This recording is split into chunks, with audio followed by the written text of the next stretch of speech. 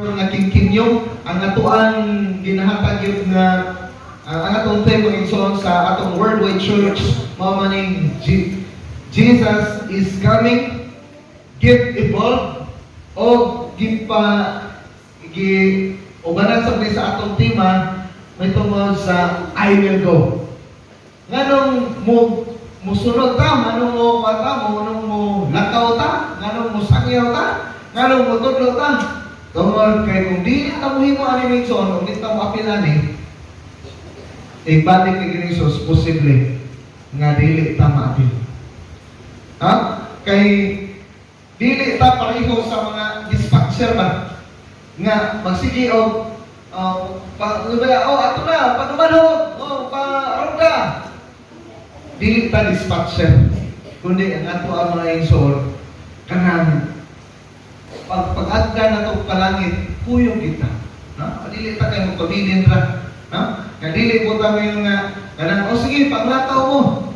Kundi, kitang tanan. No? Mupakigbahin yun. Kay, ang buhat sa Ginoo mapatapos, bisan o wala ta.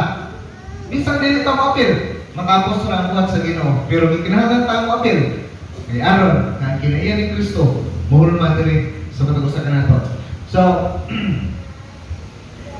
the Seventh-day Adventist Church has a prophetic identity. We have the prophetic message and we have the prophetic mission. Pag-apo sa ta. O Diyos, kalabing gahanan, salamat kay imo kami nga pili nga mahimong kabahin sa imong tinuod nga iglesia niini katapusang adlaw. Nga mahimong kabahin sa imong mga katawhan niini katapusang adlaw. O Diyos, sa among pagtuon karon, ipahinumdom ka namo, itudlo ka namo kung unsa ka mahinungdanon ang imong pagtawad o unsa ka mahinungdanon ang imong mensahe nga imong gipaabot sa mga katawhan niini katapusang adlaw. Amo kini gisalin ng tanan ug pangayo sa pangalan ni Jesus. Amen. Okay, ngayon ang tungod kay naa ta niini nga identity o kini nga mensahe o dunay tay mission. The Seventh-day Adventist Church is a movement that God will use to finish His work in the last days. Ito mo ano yung igsoon? Na ang church, kita maoy movement nining katapusang mga adlaw para matapos ang buluhaton sa Dios nining katapusang mga adlaw. Kaya kung dili ta magpakibahin nini, posible may igsoon nga tagulian ita ni Jesus. No nga mayon ingon yata sa Ginoo. Nganong tawgon man ko ninyo Ginoo? Ngani man dai mo mosunod kung sa akong gisuko. Okay, gisuko mo ta sa Ginoo. Sa diyang lidawat ta kay Kristo nga to personal manuwas, we are all commanded, commission, no, sa pagpahimalo sa uban, no, sa pulo sa Ginoo. Okay? Ug mao na nga naata niini nga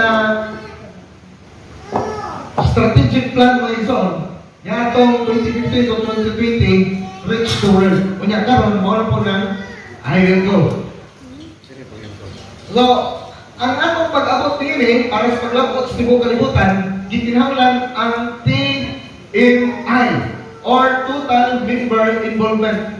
Ang matagusan yun mga igsoon magtakibahin, no, sa buluhaton sa Ginoo. So, as a church, no, kabahin ini nga church, atong hibalon ini nga kabuntago, ini nga orason, kung usa ang atong highest priority. No, unsa may atong highest priority as a church?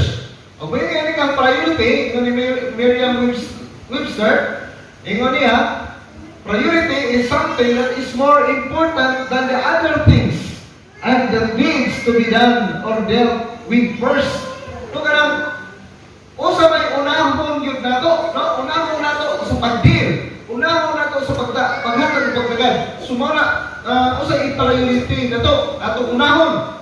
So, ingon diya sa Ephesians 4:1-3 na igsoon nga gibasa sa atong na igsoon brother Telo. As a prisoner for the Lord, ingon ni Pablo ng igsoon, kita nga mga prisoner for the Lord, I urge you to live a life worthy of the calling. No, giagda ta sa Ginoo sa pagkinabuhi sa pagkinabuhi sa angayan sa atong pagtawag, no? Pagtawag sa Ginoo sa kuan. Worthy of the calling you have received.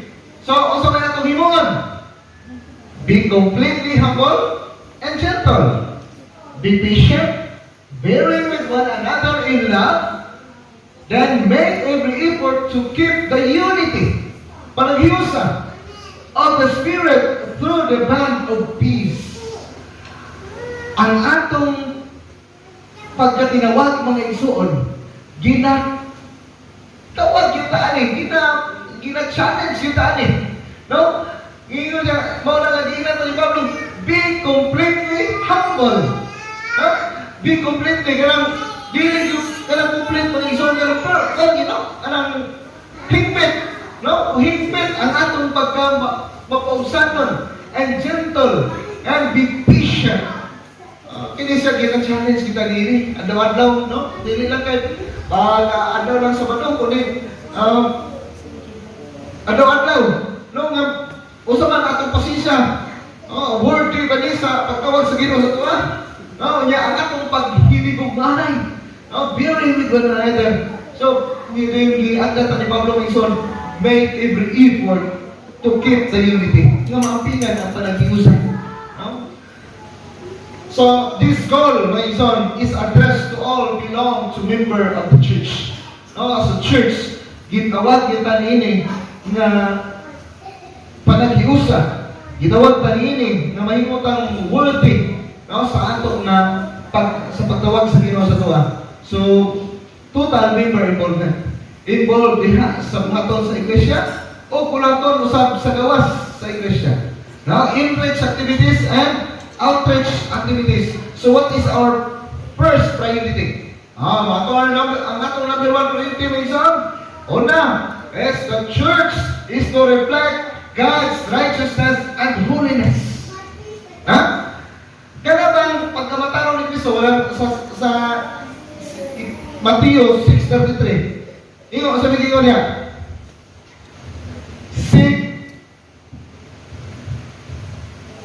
Seek ye first the kingdom of God. Sa New Living Translation nila isa na, seek the kingdom of God above all else and live righteously, and He will give you everything you need. So, ang ato nga una gyud the priority the reason is to reflect the righteousness of God and His righteousness, and the righteousness and His holiness. I mean, no, muna nga, ang atong pagka-Adventista, dili lang ni siya kay walita dinhi o kanang simbahan or magbasa sa Biblia, mag-worship po tag gabi nga igorata niana nga mga activity, niana nga mga gibuhat nato, no? Kundi may ison, gikinahanglan gid ay ang pagpakikrelasyon sa Ginoo. Ang goal sa ato nga pagtuon sa Biblia, dili lang kay ang pagbasa, ang pagpamati, kundi ang ato gyud nga pagsunod, no, nga atong ma-reflect ang pagkamatarong o ang pagkabalaan ni Kristo. Nalipay kong igsoon nga nagka-attend sa bilmi atong Bible conference na mo kay ang among speaker kutindog gani mga igsoon, makaingon mo niyo ko nga kanang idong ka nga leader na makita gini mo ang ihabang na pagkabalaan ba? Ang pagkabalaan sa Ginoo ba? Nga pareho bitaw sa ni Moses ba nga nagkikistorya sa Ginoo? Pag-atubang niya dito sa iyang asawa nga si Sipora, nakita niya si Sipora ang himaya sa Ginoo nga nagkanaan dito sa iyang banang si Moses. Yung magsaysay siya sa pulong sa Ginoo, ang ilahang nga anang spiritual discipline bilang sila po nga mag-asawa. Siya man to ang ato nga ministerial secretary sa ato nga General Conference, no, si Elder Canals, Ramon and Aurora Canals. Makita yun, no, ang himaya ni Ginoong Hesus, no, sa diha sa iyang kinabuhi. Ug mao po na yung goal na ito mga igsoon. Okay, and then in Hebrews 12:14, yung make every effort to live in peace with all men. Kanang malinawon ta sa tanang tao, maayo ta ngadto sa tanang tao, and to be holy. Without holiness, no one will see the Lord.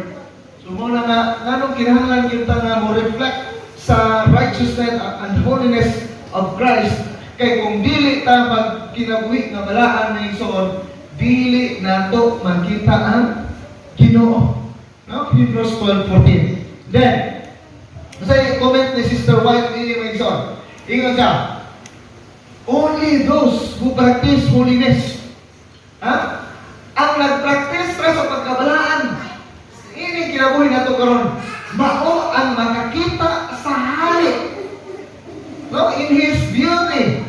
Do not engross your mind with thoughts of worldly entertainments and pleasures. Okay ang tambag sa propita sa Ginoo mga igsoon para kanato, no, nga mga kabahin ini nga iglesia. No, nga nganong magkinabuhi ta nga balaan, because only those who live holiness, no, will see the King in His beauty. And in 1 Peter 1:15 and 16, but as He who called you is holy, you also be holy in all your conduct, since it is written, you shall be holy, for I am holy. Mga igsoon, our first priority as a church, as a follower of Christ, mao ang pag-reflect yun sa pagkabalaan ng pagkamataro ni Kristo. Makita sa atong mga anak, makita sa atong mga kaigsuunan, sa atong mga silingan, sa atong mga kaila, ang himaya ni Kristo dili sa atong kinabuhi. Okay, and then, asa may atong hinuon, tama ni Sister White, educate mind and heart to pure, elevated, holy thoughts. Be ye holy in all manner of conversation. Nung sa atong mga pagpanulti, sa atong mga pagginawi, adaw-adaw, magkita ang pagkabalaan mga igsoon. So, because that's our first priority. The true ambassador of Christ is not given to gisting, trifling, idle talk, for the word of God condemns this. Parang mga walay pulos na pag-istorya, mga kinabuan, kinabuan ng mga istorya, yung sa daigin mga igsoon, ni Sister White, gi-condemn kay na sa Ginoo. Parang mga walay pulos na mga pag-istoryahan ng mga igsoon. Ingon pa yan din sa Councils for the Church. The Bible talk, the foolish gisting, the meaningless laugh, why kahulugan na pagkatawa, feel painfully on the ear. I was astonished, tingnan ni Sister White, as I saw the jealousy in those and listened to the words of envy, the reckless talk, which made the angels of God ashamed. Maulaw. Maulaw ang angels ito nga mo represent pa nga kini mga tawanan ni mga adventista ni. Kanang magkinabuan ng tag-istorya na walay mga pulos ng istorya. As sa ato na kaya nato kinabuhi ang atong spirituality may igsoon, makita na diha sa ato pagkinabuhi. When your mind delights to dwell upon heaven and heavenly things, o sa mga ito, carnal thoughts, carnal feelings will be no longer entertained. Kanang mga dili maayo ng mga panguna-una, dili maayo nga pagbatsyag, dili na ma-entertain sa tuang kinabuhi. Kung ang atong hunahuna mga igsoon na delight diha sa dwell upon heaven and heavenly things. You will no longer you will no longer be frivolous, cheap in talk, and unholy in life. Then you will reach through the grace of Christ the highest standard of purity and elevation of character. Kung saan patagusan ka na itong insol, nag-grow maputa nini. Sa ako apol na kinabuhi, mo po niya akong goal mo insol. Kung sa pagkakita sa akong asawa, sa akong righteous life, hining panahon na, mas nga-improve pa. Makita ba nga, elevate ang atong character. Nga ma-reach na to ang highest standard of purity. The elevation of character. Ingon niya, ni Sister White, sa Testimonies Volume 1, page 103, those who profess to be ministers of Jesus should be men of deep pity, and then at all times, in all places, they can shed a holy influence. Sa atong na pagpagulo, pagministeryo diha kay Kristo, atong mahatag o mapakipahid sa suban ang sa holy influence. Na may sa Philippians 4:8, ingon niya, whatever is true, whatever is honorable, whatever is just, whatever is pure, whatever is lovely, whatever is gracious, mauna yung atong mauna. Think on these things. Think about these things. Ang atong mauna, kanang mga true, kanang tinuod, kanang honorable, kanang makarong, kanang putli, kanang higumaon, gracious. So, ito ang atong priority number 1, to reflect the righteousness and holiness of Christ. Priority number 2, the church is to reveal God's glory. So ang unang priority na to, nga ang himaya ni Kristo, reflect diri sa tuwa, maka-reflect sa tuwa.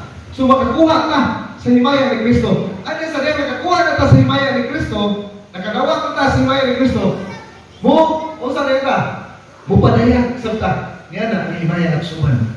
To reveal God's glory. Ephesians 1:12, he who first hoped in Christ have been distant and appointed to live for the praise of His glory. So, ang ato mga igsoon nga mapakita ka na himaya ngadto suman. Himaya ni Kristo. So what is God's glory? The glory of God is to reveal Himself and to show the world what He Himself is like. So napasagot, na kung usay kinaiya ni Kristo, makita nila sa itong kinabuhi. Kung atong giwali din ang pagpaubos, ang pagpasensya, ang paghigugma, makita nila sa itong kinabuhi nga diha sa atong panimalay, sa mga kaigsunan na ito, ato sa na siya nga pakita ng kaigsunan. Okay? The calling of the church is to declare in word and in deed. Pulong o buhat mga ison, deep in the character of Christ who lives within His people. So, mga siya, na mga siya, mga ako yung hinduman mga ison na, ako lagi ang priority yung mo ang una, i-reflect ang righteousness and holiness of Christ. And then, ang ikaduha, di ay ang pagpadayag sa inyong himaya, ni kinaiya ni Kristo. Makita din sa among kinabuhi. Until we have done that, mga igsoon, nothing else we can do will be effective for God. Sa atong pagpangwalis, mayong balita, mahimong epektibo ang pagpangwalis, mayong balita mga igsoon. Akong obserbaran kayo, nga kalabanan sa mga gipangwalihan nato. Ito maghimo ta og mga krusada. Basta gani ang mga kaigsunan diha dapitan gani kanang maayos siya. Maayos siya og relasyon sa mga katawhan sa palibot, dali ra pod. Dali ra ang atong pagsangiyo sa mayong balita. So mo na gikinahanglan ng ison. So ay ingon diha sa Ephesians 4:1, consider kaniya, and I bid you to live a life worthy of the calling. Mo na ang agdan ito sa Pablo ng ison, nga magkinabuhi kita sa kinabuhi nga angayan sa atong pagtawag. Kay kitawag ta sa Ginoo, sa pagkinabuhi nga suno sa iya nga kabubuton, pagkinabuhi nga balaan. Then number 3, Third priority na iso sa iglesia is to be a witness to Christ. Dili na po kay makita na diya sa itong kinabuhi, ang himaya ni Kristo, kundi musulti sa kita. Musaksi sa kita nga suban. Ingon sa Acts 22:15, for you will be a witness for Him to all men. Mahimot ang saksi ngadto sa mga katawhan of what you have seen and heard. Kung usa na atong nakita o atong nabatian may tuod sa pulong sa Ginoo, mo pa pala itong pakigbahin nga suban. Daghan naman tag nababatian. So ako sa mga ito nang ipakigbahin nga suban. So ano na illustration na hinisoon nga kini si James, usa ka engineer. Niya tawag kay maayo ba siya? Maayo sulti. Gitambagan siya sa iyang kauban. Ingnan siya nga, James, you need to be a pastor. You need to be a pastor. Ingon ko si James, pastor naman ko. I am already a pastor. So being paid by the marketplace instead of by the church. No pastor is allowed in my engineering firm, but I am there every day.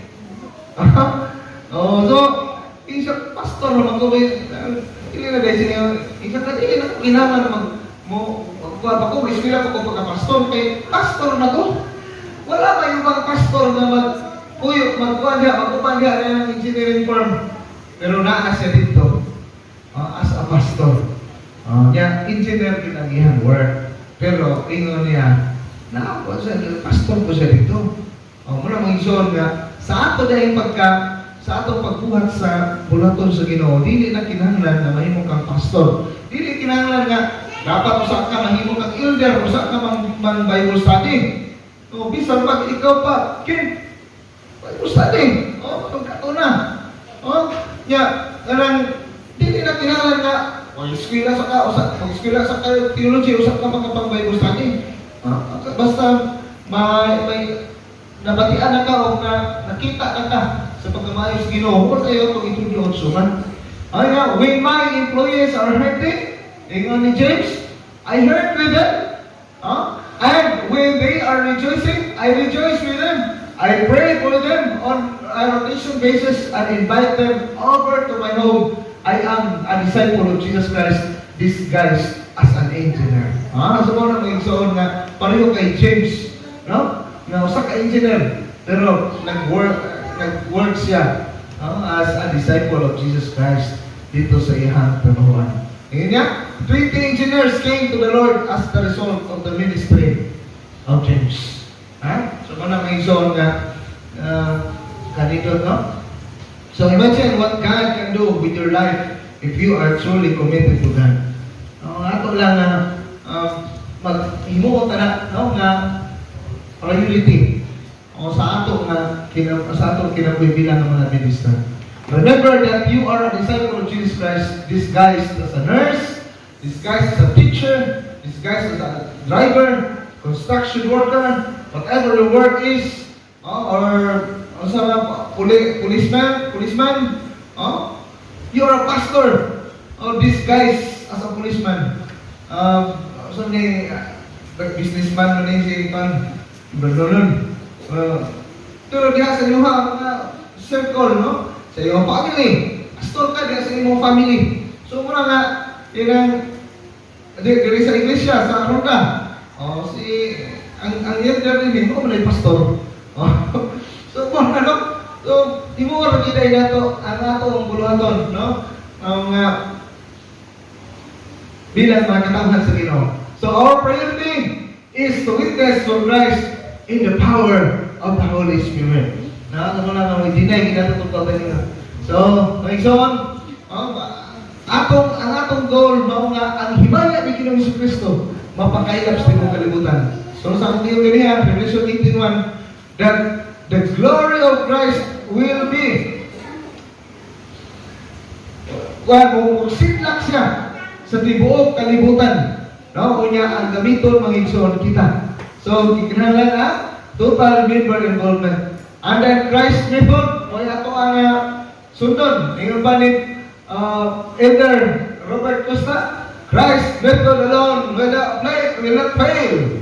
No? Ang sama ni Christ method, una, he mingled with men. No, muna nga, bupa mingle ka sa mga katawan. And then, he had compassion kato sa mga tao. Nasa kumpa, nasa kaluoy, kato sa mga tao, o niya gayon, ang mga tao yan gi-agda sa pagsunod. Nga naman, kay nanay sila, na ang mga tao, nanay confidence, na ngadto sa Jesus Christ. So muna nga dito do, kung atong himuon, no, ya, atong ipa-activar ang Care Ministry Program, kung muna naglatay i-promote ganyan nga, muhimo ta og visitation, kanang pagkasbado sa hapon, pwede gina, no, magka-pag-visit pag hapon ta, i-permanente lang na siya. Then, atong ikinahanglan mga igsoon sa paghimo nini, ang the home sa Espiritu Santo mga igsoon. So the early Christian Church, sa ilang himo, the early Christian Church had only one strategy and one agenda, one message, one weapon, and one force with which to overwhelm the Roman Empire. O sa ilang agenda mga igsoon? Love. Ang pakigugma, no, makita diha sa ilang kinabuhi. Love that accepts others as they are. Love that is tender-hearted and forgiving. Tender-hearted and forgiving. Love that seeks to heal misunderstandings. Ako i-underscore mo ison. And heal misunderstandings. No, love that seeks to heal misunderstandings. Love that seeks to heal divisions. And love that seeks to heal broken relationships. Morning mga igsoon ang gikinahanglan. Morning lang gihimo sa una, mao pud na gyapon ang pinaka-epektibo natong himon karon. 1 Corinthians 13:1-3, I may be able to speak in any language in heaven and earth, but I didn't love others. Ingon niya, I would only be making noise. So, mao ginanganahan yun, ang ikinahanglan yun ang love mga igsoon.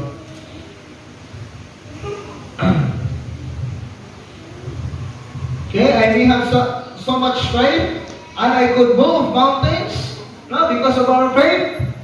Yeah, may plano kita sa itong pag-alakad, sa itong pagtuo. Ingon siya, but I would still be worth nothing at all kung wala'y gugma. No, kinahanglan kita ang gugma mga igsoon. Diyos pa, I could give everything I have to the poor people. Siguro makapanghatag na. I could be burned alive for preaching the good news. But I didn't love others. I would be of no value. Muna mga isong importante yun kayo ang gugma. Okay. Yes, importante na. Hope, importante. But the greatest of all is love. The greatest of all is love. How do we reflect God's holiness? Una, by our love, we can reflect God's holiness. How do we reveal God's glory? By our love. Then how do we witness Jesus? By our love. So ang unang priorities nato as a church is to reflect God's holiness through love. And the next priority is to reveal God's glory through love. The next priority, the number 3 priority, is to witness about Jesus by our love. The love that is never manifested in rivalry, greed, indifference, love that is never manifested in rivalry, greed, indifference, or prejudice. Love is the very opposite of name-calling, backbiting, stubbornness, and division. Jesus said, by this all men will know that you are my disciples if you have loved one another. Mga igsoon, ang gugma, mao kini ay paagi nga atong mahimo ang atong mga priority as a church. The church priority is to reflect God's holiness, reveal God's glory, and then witness for Jesus Christ. So, sa atong paghimo niya na as a church, no, nga mao na atong gihimo na nga priority. I-reflect ang pagkabalaan sa Ginoo, ipalayag na ito ang himaya sa Ginoo, and then isaksi na ito si Kristo dito sa itong kinabuhi. Mao ka na atong purpose mahigsaon as a church. Mao ka na pagtawag na ito kung ngano gitawag ta. And that is the church's highest priority. I hope nga maghiusa ka kanunay mga igsoon sa pag-fulfill niini ng mission. Lagi sa pag-tibayungay, no? Paghiusa na to, no? Paghimo niini nga priority. Simple lang ang atong himon. Kinatong himon. Ano mga igsoon? Ang himaya sa Ginoo, musidlak Kristo Ginoo. Sayo na lang niya ang pagsangiyaw sa mayong malita. Sayo na lang niya ang pagpanaog sa mga hamiling ka lang. Ang ato lang naman, mga paghinig umanay. Una ito yun, dinig sa ato mga iglesia. Unity. No? Agda kita niya sa Pablo, make every effort, no? For unity. And I hope and pray na kining atong iglesia din sa Ronda Church, kung padayon kini sa pagsidlag, o ang himaya sa Ginoo, magapadayon sa pagsidlag diri sa matapusan nato. Ang Ginoo magapanalangin ka nato tanan, o magauban ka nato sa atong nga pag kinabuhi ang adlaw, hinayon po sa mga